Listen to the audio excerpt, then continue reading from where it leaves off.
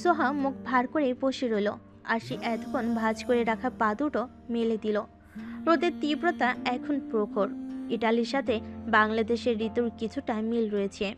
June থেকে August ইটালিতে গ্রীষ্মকাল, সেপ্টেম্বর থেকে নভেম্বর শরৎকাল, ডিসেম্বর থেকে ফেব্রুয়ারি শীতকাল, মার্চ থেকে মে বসন্তকাল।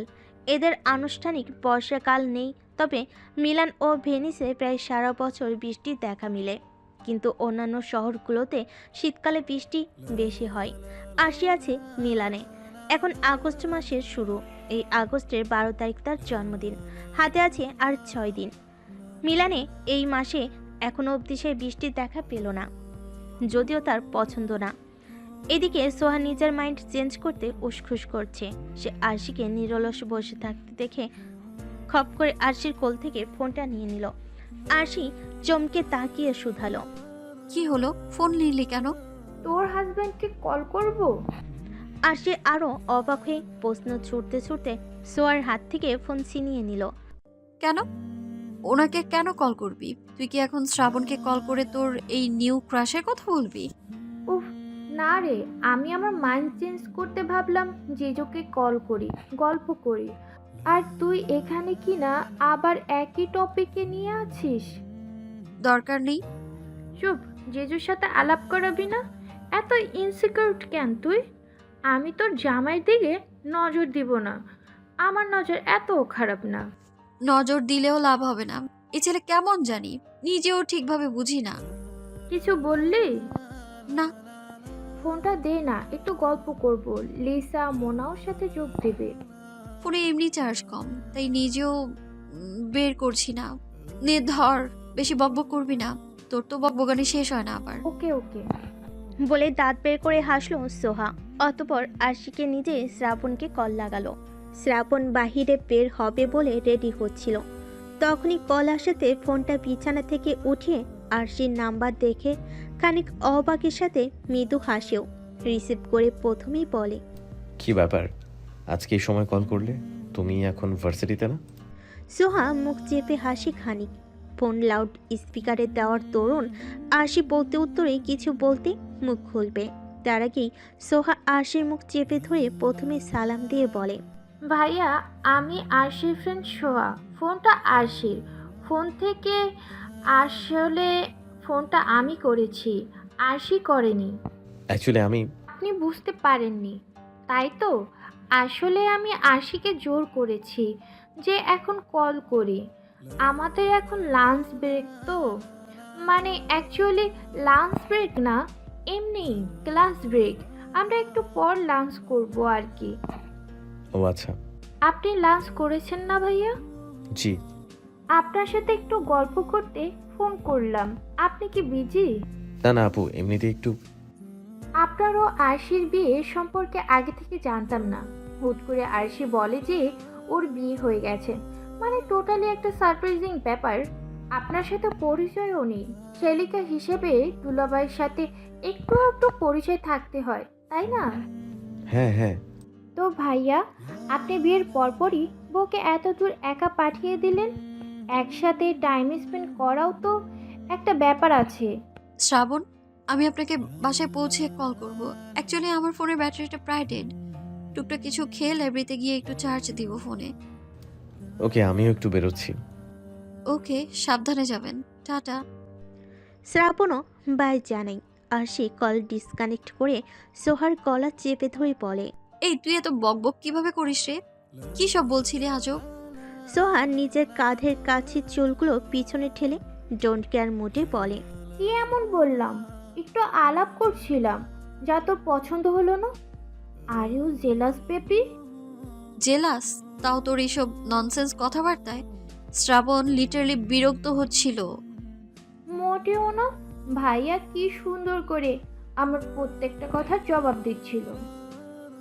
তোর মাথা, সে জাস্ট ভদ্রতা দেখাচ্ছিল। হুম।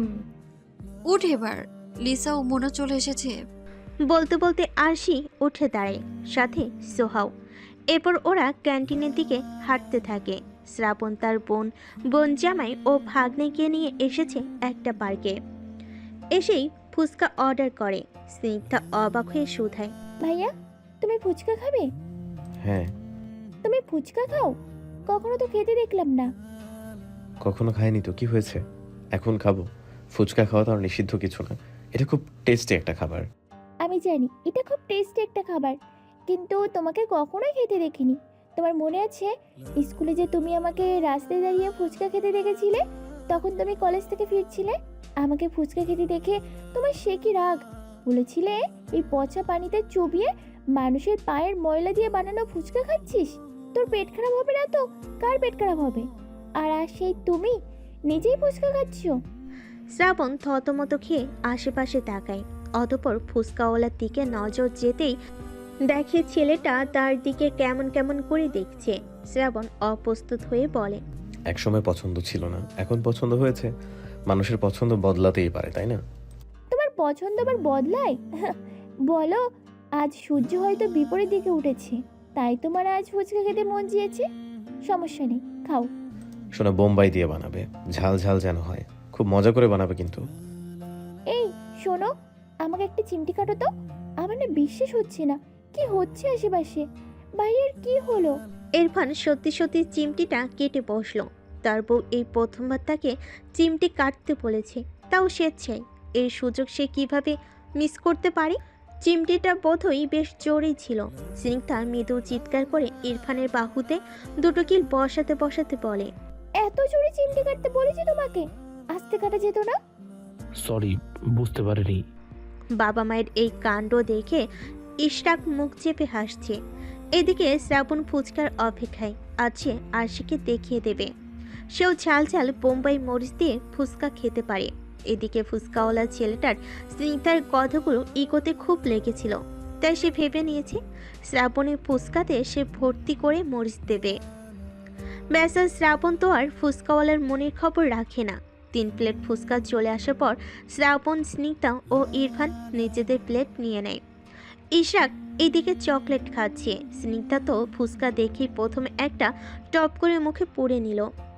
ইরফানও আস্তে আস্তে খাচ্ছে, কিন্তু শ্রাবণ একটা ফুচকা হাতে নিয়ে ফুচকার চেহারাটা ভালো করে ঘুরিয়ে ঘুরিয়ে দেখছে, আর নিজের বোন ও বোনজামের প্লেটের দিকেও তাকাচ্ছে।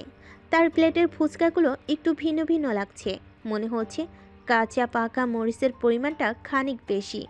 ভাইকে এভাবে তাকাতে দেখে স্নিগ্ধা ইশারায় খেতে বলে। শ্রাবণ ঢোক গিলে স্নিগ্ধা কিভাবে খাচ্ছে তা দেখে সেটা অনুসরণ করে একটা মুখে দেয়। সাথে সাথে তার চোখ দুটো রসগোল্লার মতো বড় বড় হয়ে যায়। ফুচকাওয়ালার ছেলেটা এইটা দেখে নিজের গলার গামছাটা একটু ছাড়া দিয়ে আবার গলায় পরে নেয়। শ্রাবণ একবার ভাবছে মুখ থেকে ফেলে দিবে নাকি কে নিবে। তার জিহ্বা জ্বলে যাচ্ছে। স্নিগ্ধা বিষয়টা লক্ষ্য করে মুখেরটা গিলে বলে, কি ভাইয়া, এমন দম ধরে বসে আছো কেন? মুখেরটা গেল? শ্রাবণ অসহায় দৃষ্টিতে জোরপূর্বক হেসে কোনো মতেই গিলে নেয়। অতঃপর মুখ চেপে ধরে নিঃশ্বাস বন্ধ করে রেখেছে।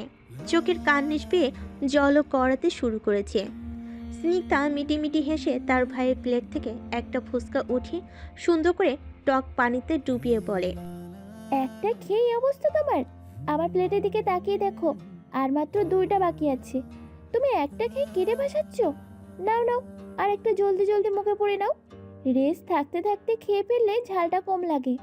এই বলে স্নিগ্ধা তার ভাইয়ের মুখের থেকে হাতটা সরিয়ে আরেকটা ফুচকা মুখের ভিতর ঠুসে দিল।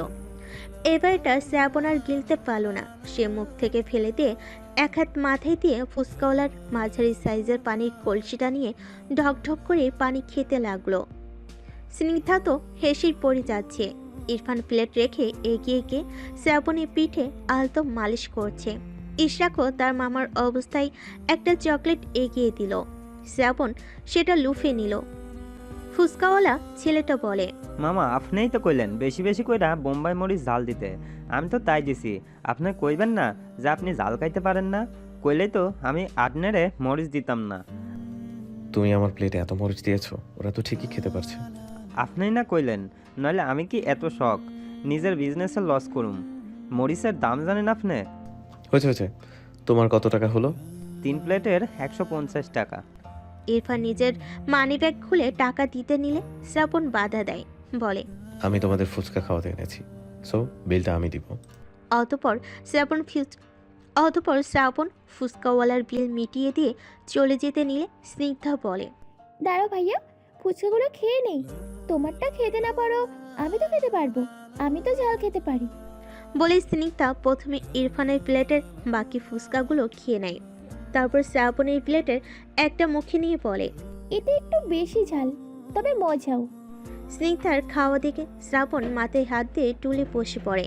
ভাবতে থাকে, আরশির সাথে যদি ফুচকা খেতে যায় আর এরকম চালের ফুচকা যদি খেতে দেয়, সে তো খেতে পারবে না। তখন আরশি তার মজা উড়াবে ভেবে ভেবেই মনে মনে ভীষণ দুঃখ পেল শ্রাবণ। স্নিগ্ধার খাওয়া শেষ হলে ওরা চারজন পার্কে হাঁটতে থাকে। হোটেল থেকে বেরিয়ে কিছুটা হাঁটতেই আরিয়ার মন ভালো হয়ে গেল। হোটেলে ঢোকার সময় আশিকের সাথে তর্ক করতে করতে ঢুকিয়েছিল। বেচারা আশিক তর্কে হার মেনে নিয়েছিল, যদিও দুজনে এখন হালকা ভেজা সবুজ ঘাস সম্বলিত রাস্তা দিয়ে হাঁটছে। একটা দোকানে বসে চা খেয়েছি কিছুক্ষণ আগেই। এখন একটু উঁচু জায়গা থেকে সূর্যাস্ত দেখার অভিলাষে যাচ্ছে। তাদের রিসোর্টটাও সুন্দর। রাতে সেখানে বসে দুজনে তারা দেখবে। পরন্ত বিকেল, দুজনে একে অপরের হাত ধরে নীরবে হাঁটছে। কোলাহল বেশ কম। আরিয়া নীরবতা ছিন্ন করে বলে, আশিক, আমাদের বিয়ে হলো 2 সপ্তাহ হলো, তাই না? আগদের 2 সপ্তাহ। ওই একই, এই 2 সপ্তাহ আমি তোমার সাথে বেশিরভাগ সময় ঝগড়াই করেছি, তাই না? আশিক নীরবে হাসে। আরিয়া হালকা ঝুঁকে আশিককে হাসতে দেখে নিজেও হাসে। অতঃপর বলে, বিয়ের আগে আমাকে দেখে তোমার মনে হতো আমি এত ঝগড়ুটে? মোটেও না, তুমি সব সময় শান্ত থাকতে। তাহলে এখন কি তোমার মনে হচ্ছে না যে মেয়ের প্রেমে পড়েছিলে এই মেয়েটা সেই মেয়েটা না? না, আমি এনজয় করি এসব। খালুজান আমাকে একটা কথা বলেছিল, মেয়েজাতি ইচ্ছে করে পুরুষকে রাগায় যাতে তাদের ধৈর্য দেখতে পারে, কারণ পুরুষের রাগ ভয়ানক, আবার ভালোবাসাটাও। রাগটা নারীকে না দেখানোই শ্রেয়, তাও অনেক অনেক সময় পারিপার্শ্বিক কারণে রাগটা দেখিয়ে ফেলি। আরিয়া লাজুক ও নীরব হাসল।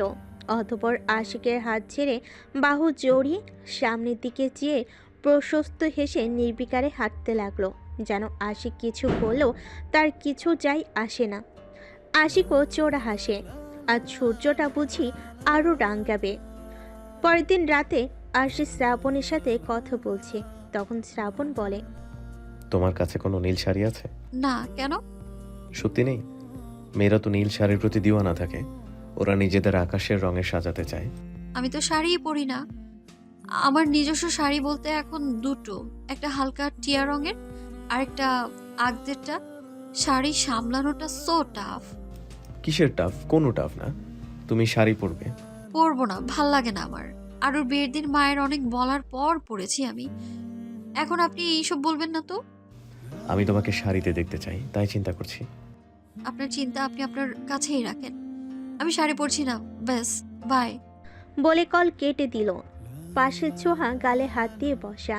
সোহা বলল, এমন করছিস কেন? তোকে শাড়ি পরে যে কটায় ছবি দেখেছি, তোকে কিন্তু শাড়িতে অনেক সুন্দর লাগে। লাগুক, আমার ঝামেলা লাগে। আর তুই এই লোককে চিনিস না, আমার তো ভয় হচ্ছে। এ না জানি এনার জন্য আবার আমার খালি শাড়ি আনে, আবার অনেক জেদি সে। তোর কি জেদ কম নাকি? কথাই আছে, যেমনটার সাথে তেমনটা মিলে। কি বলি তুই? আরশি খেপে গেল। তেরে যেতেই সোহা নিজের রুমে গিয়ে দরজা লাগিয়ে দিয়েছে। আরশি মুখ গোমরা করে কিছুক্ষণ বসে থেকে বই নিয়ে বসে। 2 দিন পর আরিয়া ও আশিক ঢাকায় ফিরে এসেছে। ওরা একদিন আরও বেশি থেকেছে। সাজেক 2 রাত থেকে পরের দিন নীলগিরিতে গিয়েছিল। ভেবেছিল সাজেকে 1 রাত থাকবে, কিন্তু আরিয়ার কারণে বেশি থাকতে হলো। এসে দেখে নাহিদ সোফায় পায়ের উপর পা তুলে বসা। নাহিদের পাশে একটা মেয়ে লাল শাড়ি পরে বসা। অপর পাশের সোফায় মিসেস নেহা ও হাসান আহমেদ গম্ভীর মুখে বসে আছেন। কাজের মেয়েটি আরিয়া ও আশিকের জন্য দরজা খুলে দিয়ে বলে,